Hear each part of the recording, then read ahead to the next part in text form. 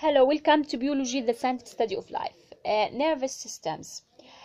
Command and control central. What happens in your brain when you picture something with your mind's eye? Until recently, scientists had little hope of answering that question. The human brain contains an estimated 10 to the power 11 100 billion nerve cells or neurons. Each neuron may communicate with thousands of other neurons in complex information processing circuits that make the most powerful electronic computers look primitive. An engineer who wants to learn how a computer functions can just open the computer's housing and trace the circuits. But except for rare glimpses, such as during brain surgery, the circuitry of the living human brain has been hidden from view. That's no longer the case, however, thanks in part to recent technologies that can record brain activity from outside a person's skull. One technique is functional magnetic resonance imaging, fMRI. During fMRI, a subject lies with his or her head in the hole of a large donut-shaped magnet that records increased blood flow in brain areas with active neurons. A computer then uses the data to construct a three-dimensional map of the subject's brain activity, like the one shown in this figure.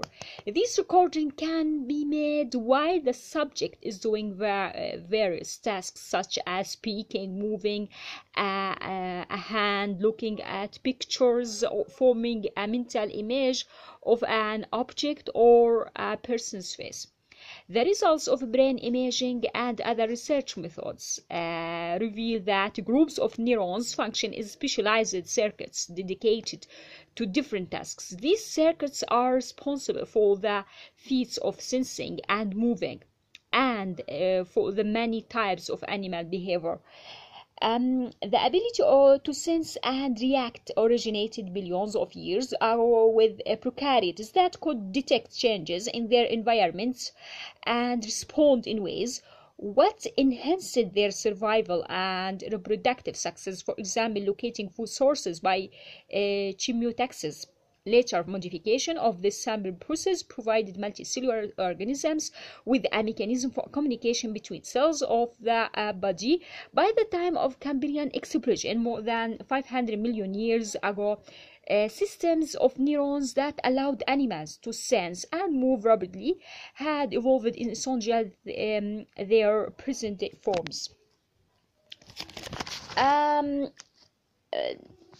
Let's talk about nervous systems. Nervous systems consist of circuits of neurons and supporting cells.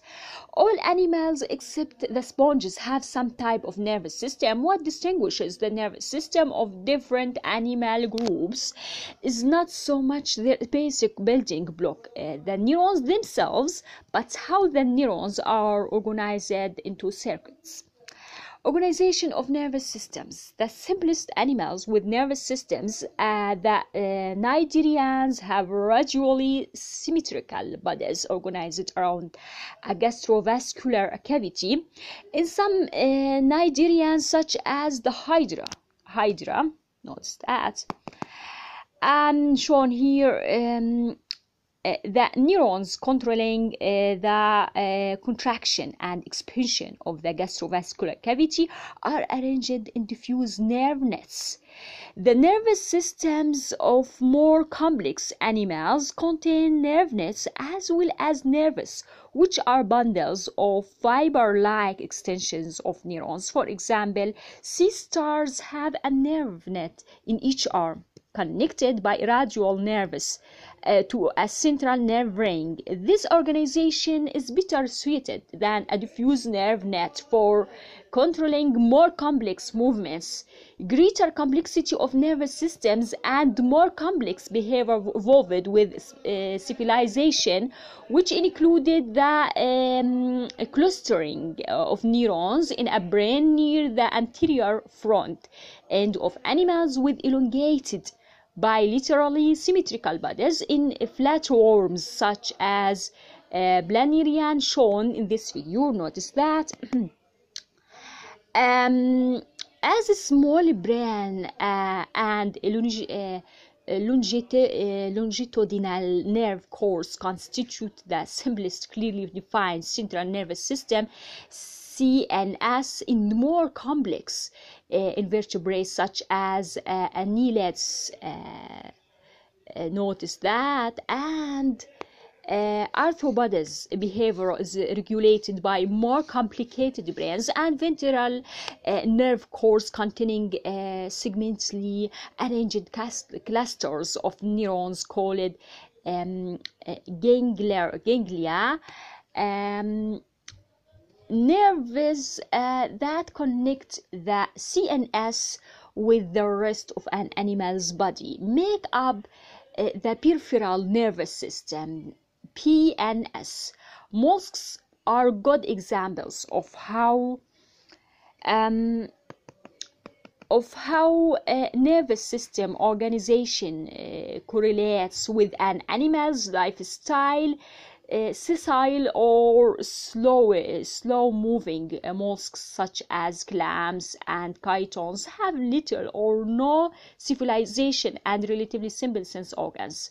In contrast, cephalopod mollusks, squids and octopods have the most sophisticated nervous systems of any invertebrates, rivaling even those of some vertebrates. The large brain of cephalopods, accompanied by large image-forming eyes and rapid signaling along nerves, supports the active predatory life of these animals. Researchers have demonstrated that octopus can learn to discriminate among visual patterns that can perform complex tasks. Invertebrates, the CNS consists of the brain and the spinal cord, which runs along the dorsal back side of the body. Nerves and ganglia comprise the PNS. More about information processing. In general, there are 3 stages in the processing of information by nervous systems: sensory input, integration, and motor output. Notice that, input, output.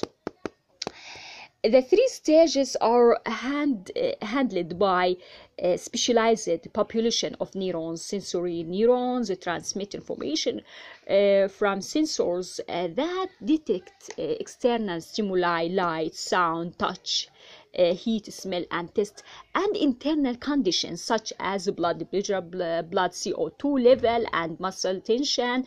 This information is sent to the CNS, where neurons integrate, analyze, and interpret the sensory input, taking into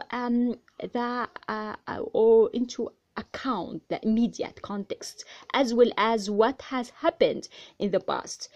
The greatest complexity in neural circuits exists in the connections between interneurons. Motor output leaves the CNS via motor neurons, which communicate with effector cells, muscle cells, and endocrine cells.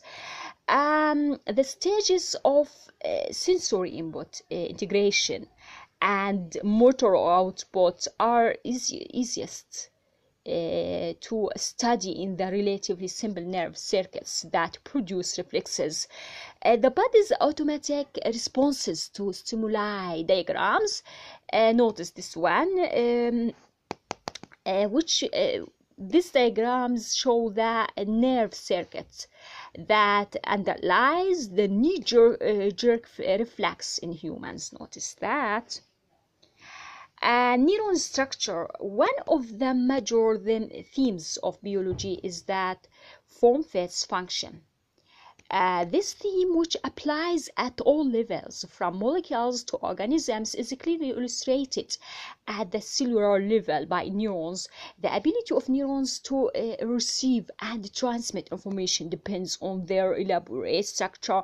Most of neurons' organs, including its nucleus, are located in the cell body. Notice that. Arising from the cell body are two types of extensions: numerous dendrites and a signal axon. Dendrites, from the Greek dendron tree, are highly branched extension that receive signals from other neurons. The axon is typically a much longer extension that transmits signals to other cells, which may be neurons or effector cells. Some axons, such as the ones that reach from your spinal cord to muscle cells in your feet, may be over a meter long. The conical region of an axon, where it joins the cell body, is called the axon helix. This is typically the region where the signals that travel down the axon are generated. Many axons are enclosed by a layer called myelin sheath. Near its end, an axon usually divides into several branches, each of which ends in a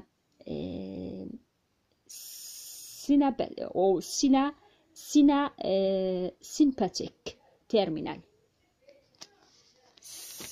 The site of communication between a sympathetic terminal and another cell is called synapse. At most synapses, information is passed from the transmitting neuron, the presynaptic cell, to the receiving cell, the postsynaptic cell, by means the chemical messengers called neurotransmitters. The complexity of neurons shape reflect the number of synapses it has with other neurons. For example, notice this figure. And this one, so complex.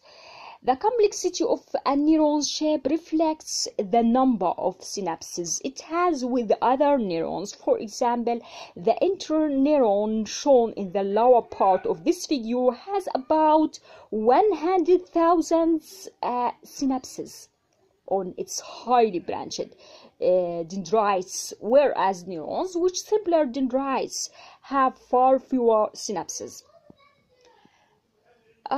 Supporting